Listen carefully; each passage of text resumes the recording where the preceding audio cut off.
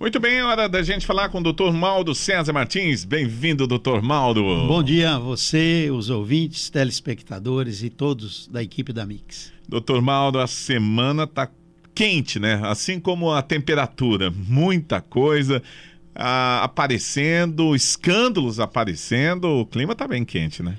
É, o verdadeiro Brasil aflorando, né? Infelizmente, é muito difícil o Brasil vencer essa marginalia da política e esse sistema que existe dominando o Brasil, cujo trabalhador, o empresário médio, paga os impostos para sustentar essa bandalheira brasileira. Pois é, a primeira informação que a gente vai trazer foi um levantamento feito pelo site UOL. Um levantamento muito detalhado, o senhor deve ter visto, que 10 juízes, ou seja, 9 em cada 10 juízes ali, dos de primeira instância, ganharam mais que os ministros do STF em 2024. Fizeram a média entre eles lá, tem todos os detalhes, e 9 entre 10 juízes ganhando mais do que o teto. Como é que pode isso, hein, doutor Maldo? Isso sempre existiu. Sempre. Existe o salário, que se não me engano hoje é R$45 mil, reajustado a semana passada, 5,40, a inflação. E ele foi o teto, que é os ministros do Supremo, foi para 45 mil e alguma coisa. Ocorre que todos,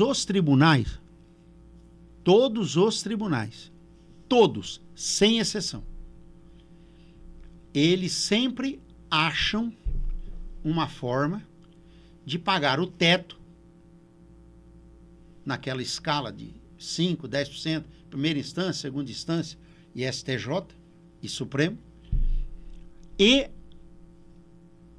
o extrateto, que é o chamado pela imprensa de penduricalhos, que é auxílio isso, é auxílio aquilo, é bolsa isso, é bolsa aquilo,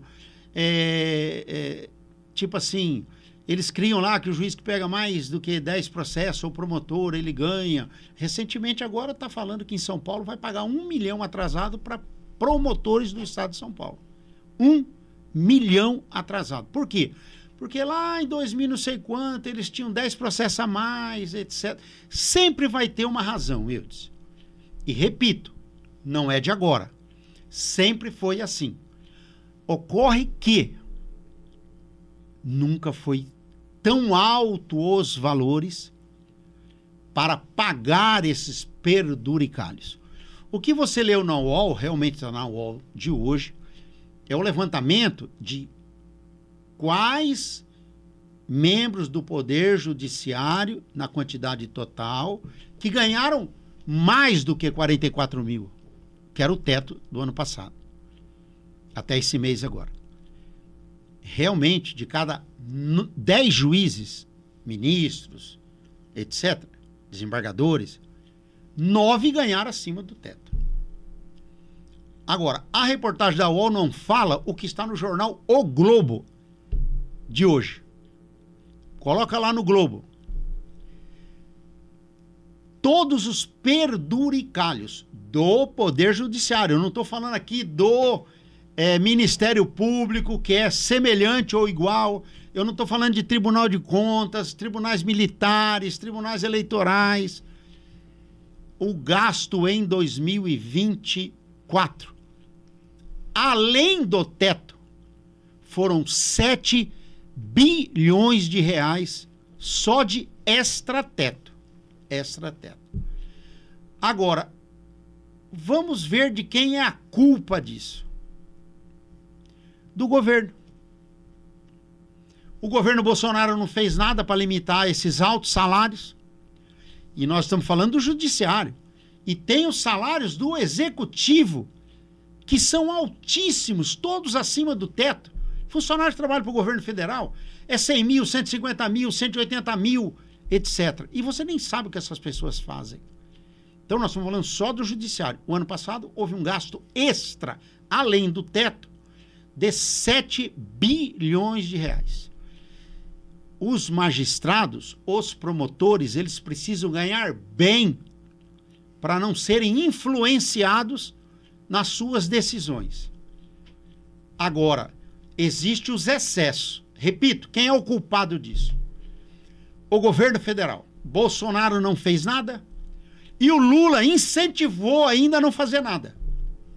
E agora está mentindo para a população. O Haddad, Simone Tebet, colocaram no pacote de gastos que foi aprovado em dezembro e flexibilizaram a lei do Poder Judiciário para continuar o extrateto. Mudaram que pode ser por lei ordinária agora. E ontem, os senadores exigiram do governo federal que se mande imediatamente a lei que limita os altos salários no Brasil.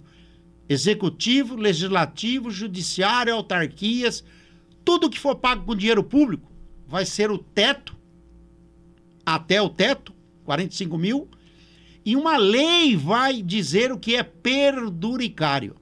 Mas é uma lei que é aprovada por maioria simples. Se fosse a outra lei, era por maioria absoluta. Mas o lobby do Poder Judiciário, do Ministério Público e dos tribunais tiraram na hora H e aprovaram que era por maioria simples.